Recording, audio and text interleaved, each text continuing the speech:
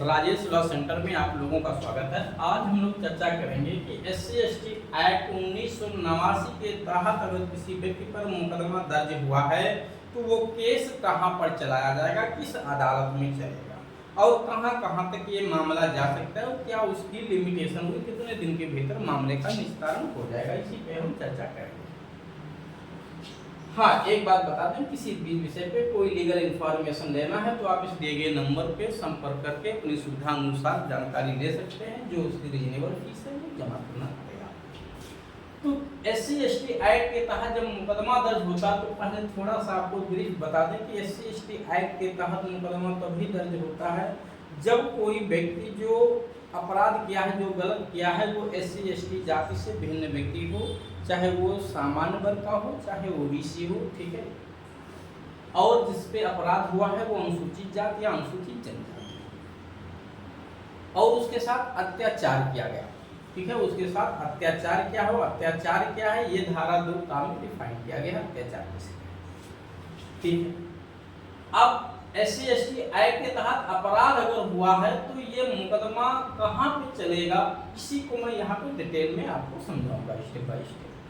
कुछ लोग बिल्कुल नहीं जानते हैं, सर अब मेरे ऊपर SC/ST एक्ट का मुकदमा दर्ज हो गया, इसी को एट्रोसिटी एक्ट भी कहते हैं, मैं क्या करूँ, मुझे कुछ नहीं पता है, जीवन में पहली बार ऐसा हुआ है मेरे साथ। तो आपको परेशान नहीं हुआ, जीवन में पहली बार भी हुआ तो आप परेशान मत होइए। मैं यहाँ पे आपको स्टेप बाय स्टेप बताऊँ ये केस कहाँ चलेगा। हाँ, इस केस में कितनी सजा मिलेगी, ठीक है, कितने दिन तक प्रोसीडिंग चलेगा, मैं बचने के लिए क्या करूँ, ये सब बात मैं अलग वीडियो में पहले से बता चुका हूँ। लगभग SC/ST के बारे में इस चैनल पे 100 से ज़्यादा वीडियो पड़े हुए हैं मेरे। आज तक भारत में इतना वीडियो SC/ST पर किसी भी यूट्यूबर ने नहीं डाला। चलिए, किस न्यायालय में चलाया जाएगा। SC/ST एक्ट जब आप पढ़ेंगे तो SC/ST एक्ट 1989 की धारा 14 में अदालत का उल्लेख किया गया है, ठीक है। कहाँ पे, धारा 14 में लिखा है कि राज्य सरकार को यह शक्ति प्राप्त है कि वो अपने प्रत्येक जिले में जितना आवश्यक समझे उतना विशेष न्यायालय या अनन्य विशेष न्यायालय SC/ST का गठित कर सकती है। शर्त है कि उस राज्य के उच्च न्यायालय के मुख्य न्यायमूर्ति के परामर्श, ठीक है, उस राज्य के उच्च न्यायालय के मुख्य न्यायमूर्ति से परामर्श करके जितना भी उचित समझे उतना स्पेशल कोर्ट बना सकती है। कहाँ पे, जिला स्तर पे। तो जिला स्तर पे एक जिला अदालत हमारी पहले से ही कार्य कर रही है, हर जिले पे, हर डिस्ट्रिक्ट पे, ठीक है, एक जिला अदालत पहले से कार्य कर रही है। तो जो जिला अदालत है हर जिले पे एक जिला अदालत पहले से कार्य कर रही है, ठीक। अब इस जिला अदालत में जिला जज बैठते हैं, जिसको जो है क्रिमिनल मामले के लिए सत्र न्यायालय कहा जाता है, सिविल मामले के लिए उनको जिला जज कहा जाता है। व्यक्ति एक ही होता है, अदालत एक ही होती है, अलग अलग काम करने पे उसका नाम बदल जाता है, ठीक। जैसे एक व्यक्ति रिश्तेदारी में गया, अपनी बहन के यहाँ गया तो वहाँ मामा कहलाएगा बच्चों के लिए, और ससुराल में गया तो वहाँ बच्चों के लिए फूफा हो जाएगा, व्यक्ति एक ही है। उसी तरह से यहाँ भी है कि जज साहब एक ही है, अदालत भी एक ही है। सिविल मामला सुनेंगे तो जिला जज कहलाएंगे, क्रिमिनल मामला सुनेंगे तो सत्र न्यायालय हो जाएगी अदालत, और जज साहब जो है सत्र न्यायाधीश हो जाएंगे।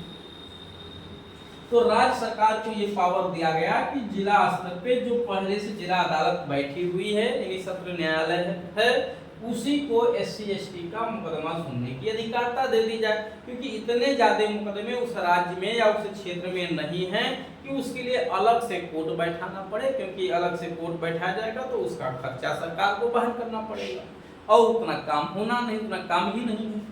लेकिन जिन क्षेत्रों में बहुत बड़े पैमाने पे इस एक्ट के तहत अपराध गठित हो रहे हैं वहां पे अलग से कोर्ट बना दी जाए, अलग से SC/ST कोर्ट बना दी जाए।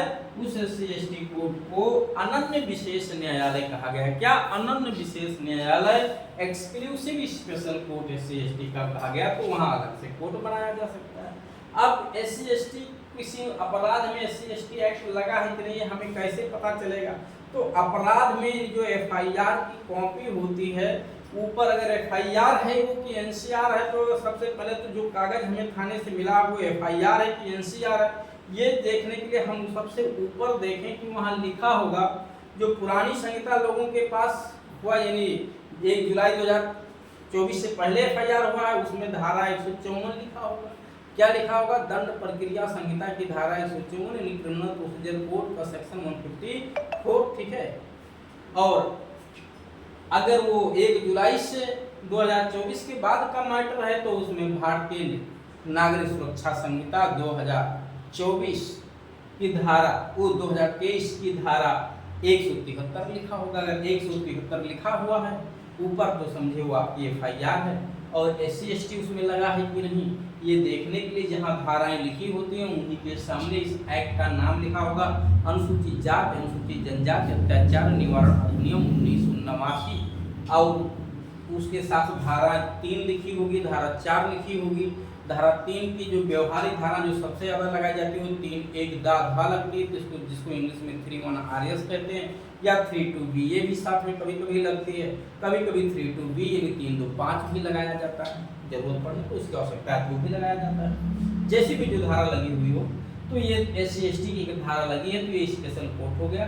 मुकदमा यहीं पे चलता है, कहाँ चलेगा? तो जिला स्तर पे जो विशेष सत्र न्यायालय है या अनन्य विशेष सत्र न्यायालय बनाया गया है वहीं पे चलेगा। अब पीड़ित को या आरोपी को इससे कोई मतलब नहीं है कि वो विशेष सत्र न्यायालय है कि अनन्य विशेष सत्र न्यायालय, उसको इतना मतलब है कि जिले स्तर पे जो स्पेशल कोर्ट बनी है SC ST की, मुकदमा हमारा वहीं पे चलेगा।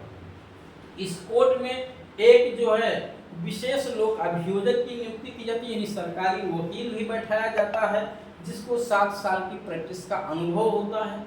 वो सरकारी वकील पे गठन करने की बात धारा 15 में की गई है। कहाँ पे? धारा 15 में। तो 14 से स्पेशल कोर्ट और धारा 15 से सरकारी वकील की बात की गई है।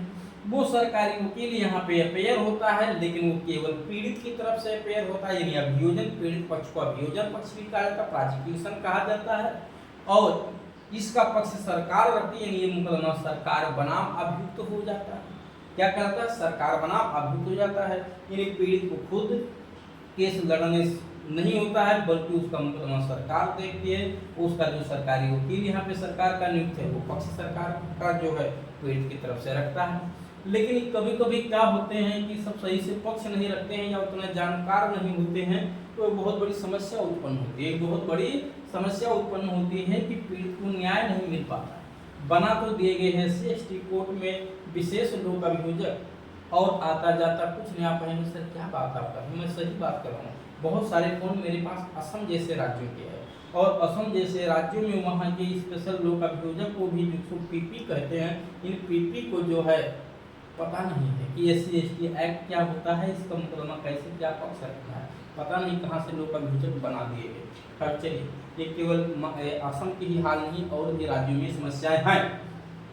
फिलहाल ये विशेष लोक अभियोजक यहाँ पे तैनात होगा। प्रश्न ये है कि क्या पीड़ित अगर उसको लगता है कि उसे न्याय नहीं मिल पा रहा, उसका पक्ष सरकारी अधिवक्ता नहीं रख पा रहा है, तो अपना प्राइवेट वकील खड़ा कर सकता है कि नहीं, उसे हायर कर सकता है कि नहीं। तो मैं आपको बता दूं कि इस SC ST एक्ट में कहीं कुछ मनाही नहीं की गई, कहीं कुछ मनाही नहीं की गई है, मना नहीं किया गया है। और CRPC की धारा 301 इस बात का समर्थन करती है कि अगर कोई पीड़ित अपना प्राइवेट काउंसिल भी खड़ा करता है अदालत में, तो वो प्राइवेट काउंसिल इस सरकारी अधिवक्ता के डायरेक्शन में कार्य करेगा। इसका मतलब है कि आप खड़ा करने की छूट दे रहे हो।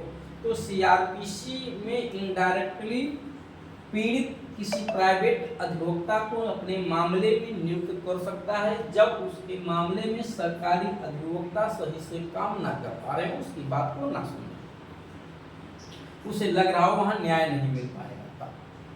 ठीक, अब उसके डायरेक्शन में काम करेंगे। डायरेक्शन का मतलब ये नहीं है कि जितना वो बोलेंगे बस उतने ही बोलेंगे। हाँ, ये है कि कोई भी बात फर्स्ट स्टेज पे शुरू नहीं करेंगे। ठीक है, जो भी बातें कहेंगे इनके दोनों का आपस में कॉम्बिनेशन होगा, सामंजस्य बैठा के यहाँ पे पक्ष रखा जाएगा।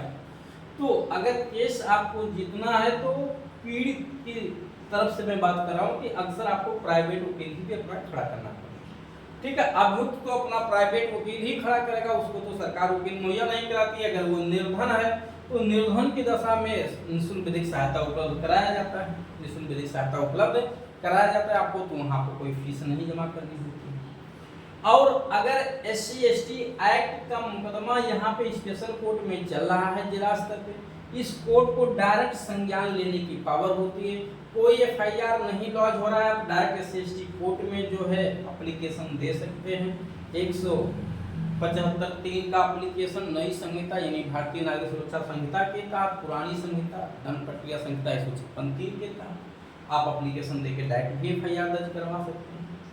अब इस SC/ST कोर्ट में जब सुनवाई शुरू होती है और फैसला आ जाता है, सुनवाई शुरू होकर फैसला आ गया, चाहे आरोपी दोषी ठहराया गया हो चाहे बरी कर दिया गया हो, इससे मतलब नहीं, चाहे वो दोषी ठहराया गया हो चाहे बरी कर दिया गया हो, अगर वो दोषी ठहराया गया है तो वो भी अपील कर सकता है हाई कोर्ट में। कहाँ अपील करेगा? हाई कोर्ट में। और पीड़ित भी अपील कर सकता है हाई कोर्ट में दोषी ठहराए जाने पर भी। यानी अगर दोषी ठहरा दिया गया तो दोनों पार्टी अपील कर सकती हैं, अगर अभियुक्त बरी कर दिया गया तो केवल पीड़ित अपील कर सकता है हाई कोर्ट में। पीड़ित की तरफ से अपील करने का अधिकार सीधे राज्य सरकार को दिया गया है कि उसका जो PP है वो अपील फाइल करेगा। लेकिन अगर ये सब अपील फाइल नहीं कर रहे हैं, आपको ऐसा लगता है, पीड़ित की बात मैं कर रहा हूँ कि सरकार इसमें अपील फाइल नहीं करेगी और अभियुक्त तो बरी हो गया है, ठीक है, जबकि इसमें प्रमुख साक्ष्य थे, हमारी बात सुनी नहीं गई सही से, तो पीड़ित खुद अपना प्राइवेट काउंसिल रख करके और हाई कोर्ट में अपील दायर कर सकता है। तो उम्मीद है कि ये बात आपको समझ में आ गई होगी। हाँ, हाई कोर्ट के भी आदेश से आप संतुष्ट नहीं तो सुप्रीम कोर्ट में भी जा सकते हैं, उसके भी प्रावधान। ठीक, अब अगर किसी भी व्यक्ति को लगता है कि कोई बात उसको नहीं इसमें सुनने को मिल पाई जो वो सुनना चाह रहा था, तो मैं ऑलरेडी यहाँ नंबर अपना दे रखा हूँ, आप इस नंबर पे संपर्क करके उसकी उचित फीस जमा करके जो भी जानकारी लेना है आप जानकारी ले सकते हैं।